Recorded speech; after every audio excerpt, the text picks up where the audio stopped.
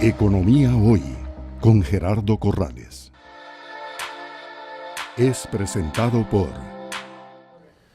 Bienvenidos a un nuevo programa de Economía Hoy, democratizando la educación financiera. Continuamos con Miriam Manrique, que es la presidenta de Moody's Analytics para Costa Rica. Miriam, en nuestro país ha venido en una transformación de su estructura productiva, donde los servicios son cada vez más relevantes. De hecho, ya en el registro de transacciones con el resto del mundo, la balanza de pagos que se llama, propiamente lo que es el intercambio de servicios es de tal magnitud que nos genera un exceso de ingresos en dólares, un superávit que se llama, que permite incluso cubrir el faltante relacionado con el comercio de bienes. Es decir, la balanza de servicios supera ya el déficit de la balanza comercial. Entonces, como inversionista extranjera que sos y como economista, me interesa mucho tu opinión. ¿Qué es lo que ustedes ven a la hora de tomar las decisiones de invertir en un país? Y cuando ya están presentes en un país, ¿qué tan relevante es la situación económica, la calificación de riesgo de ese país sobre su capacidad de pago soberana? Si nos puedes ampliar en cuanto a esos temas. Sí, claro. Para nosotros es muy importante la estabilidad macroeconómica del país. Uno de los principales factores es el crecimiento. Como bien sabemos, Costa Rica ha hecho un excelente trabajo durante los últimos 20 años, especialmente los últimos 10 años en relación al buen trabajo que ha hecho en la atracción de inversión extranjera directa. Sabemos que la historia empezó con Intel en 1999 y desde ahí hemos visto un crecimiento explosivo con más de 150 multinacionales viniendo al país y el empleo pasando de 1,000 personas que se empleaban hace 10, 15 años a 60,000 personas y de 6 multinacionales, como ya comenté, a cerca de 157 multinacionales que están en el país. El crecimiento ha sido muy sólido, eso es uno de los principales factores que vemos. El país ha crecido cerca de un 4% durante estos últimos 20 años. Por otro lado, es la estructura institucional. Eso es bastante importante cuando uno decide en qué país poner operaciones. Como yo les comenté, estábamos analizando países como México, Argentina y Chile. Hay aspectos como competitividad, corrupción, qué tan fácil es aprobar leyes, ¿qué tanto cree uno como inversionista que el país va a apoyar al ecosistema de empresas multinacionales y los que invertimos en el país en caso de que tengamos trabas, obstáculos que no nos están permitiendo operar adecuadamente en el país? Entonces, ¿qué tanto se puede mover un país en ayudar a este ecosistema de inversión extranjera directa? Lo cual hasta ahora nosotros hemos tenido una experiencia maravillosa. El gobierno con sus instituciones como CIMDE han sido bastante proactivos, bastante buenos en la parte institucional. Eso es un aspecto bastante positivo. Sin embargo, bueno, sabemos que en los últimos años sí se ha deteriorado un poco, está un poco más fragmentada la parte política, la asamblea, y eso ya ha generado ciertos obstáculos en cara al futuro. El tercer factor es, en términos de calificación de riesgo y otros obstáculos que se pueden presentar en el futuro, es la parte fiscal, que como sabemos ahorita es la prioridad y es el foco que han tenido el gobierno, que nos hemos enfocado también en las empresas multinacionales porque puede afectar las operaciones de aquí en adelante. Y eso es una variable que se ha venido deteriorando de manera bastante acelerada. Una parte principal de la calificación de riesgo de los países es la proporción de deuda como porcentaje del PIB, como porcentaje de los ingresos. Igual el cargo por intereses como porcentaje del PIB y como porcentaje de los ingresos. Eso los últimos 10 años se ha venido deteriorando de manera bastante acelerada,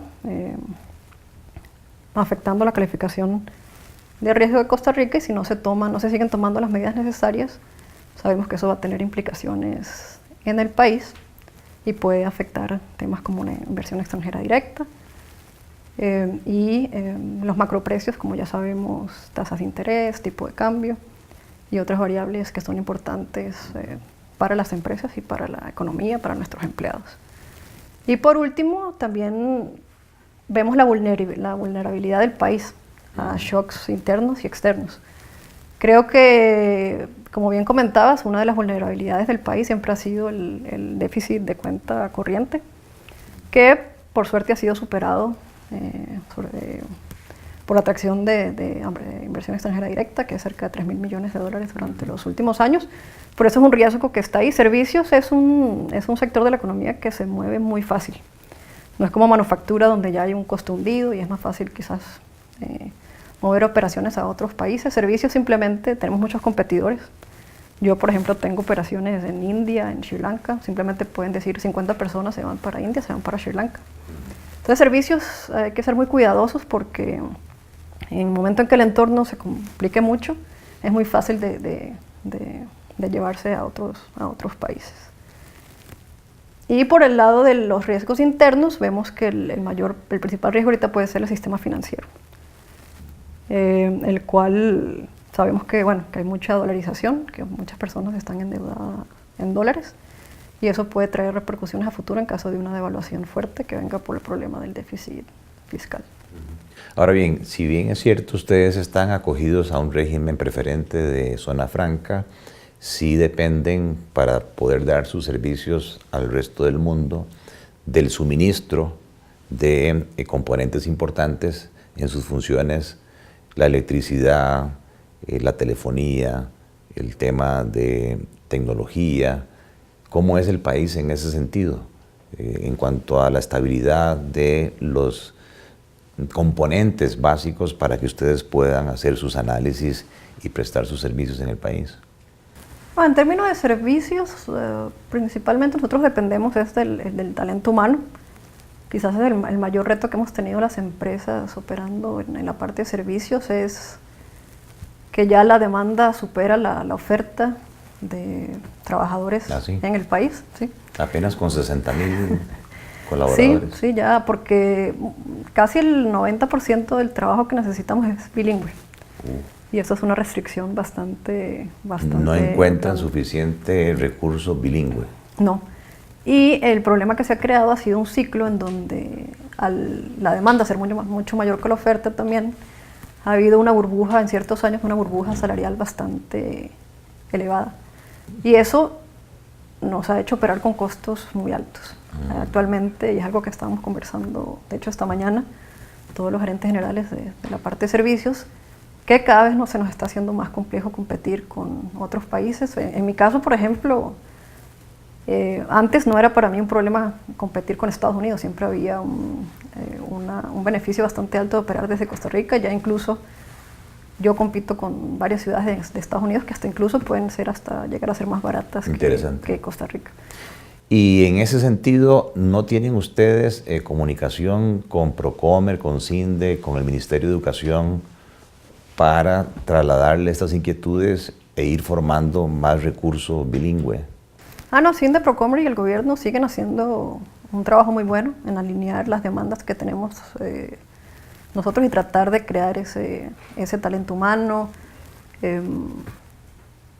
Todo el tiempo estamos en conversaciones, en reuniones, las universidades han cambiado el currículum, se está tratando siempre de aumentar la oferta y se ha hecho una buena labor. Yo creo que anualmente se está aumentando la oferta en números bastante significativos, sin embargo todavía nos quedamos cortos, pero se ha hecho un muy buen trabajo y la idea es seguir trabajando en eso, en dar charlas vocacionales a las personas para que estudien las carreras que están en demanda, movernos hacia carreras que están más en demanda, hacia mayor valor agregado. Sin embargo, la estrategia del país ya también no es tanto aumentar el número, en este sector no es tanto aumentar el número de empleos, sino el valor agregado por persona. Porque ya en este sector sí se ha llegado a un tope, quizás a un tope se puede ir incrementando la oferta de personas, pero va a un ritmo más lento. Entonces, estamos moviéndonos más a aumentar más el valor agregado por persona que el número de empleos que estamos generando. Hay algunos legisladores o algunos líderes de grupos de presión que manifiestan que no hay ningún problema en afectar el régimen de zonas francas, por ejemplo, grabándolo más, metiéndole más impuestos, o que esos elementos que mencionabas de los macroprecios, del déficit fiscal, la relación de deuda del gobierno al Producto Interno Bruto, no son relevantes porque ustedes ya están aquí y entonces difícilmente se van a ir. ¿Qué pensás de esas opiniones? No, obviamente es complicado porque ya nosotros estamos operando en condiciones donde con muchos retos porque el país se ha vuelto de alguna manera costoso para nosotros. Claro. Y la competencia por inversión extranjera directa es muy alta. Si bien nosotros tenemos la ventaja de haber sido de los primeros países en entrar en esta modalidad de atraer inversión extranjera directa, y eso nos ha hecho crecer de manera acelerada y tener un sector bastante sólido en estos momentos, eso se puede terminar en cualquier momento. Como digo, servicios es un sector que puede más fácilmente moverse.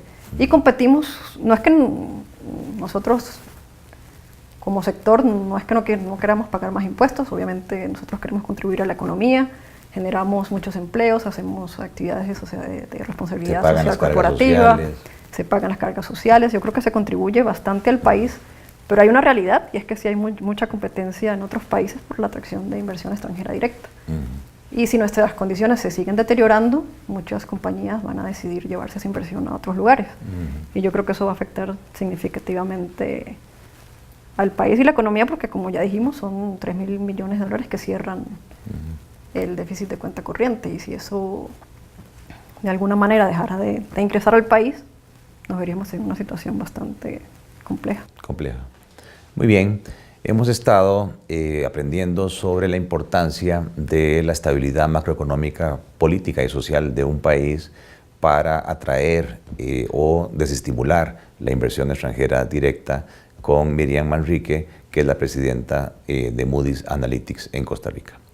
Gracias por estar con nosotros en un programa más de Economía Hoy, democratizando la educación financiera desde el Hotel Real Intercontinental en San José de Costa Rica.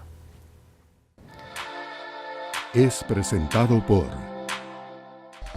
Economía Hoy, democratizando la educación financiera.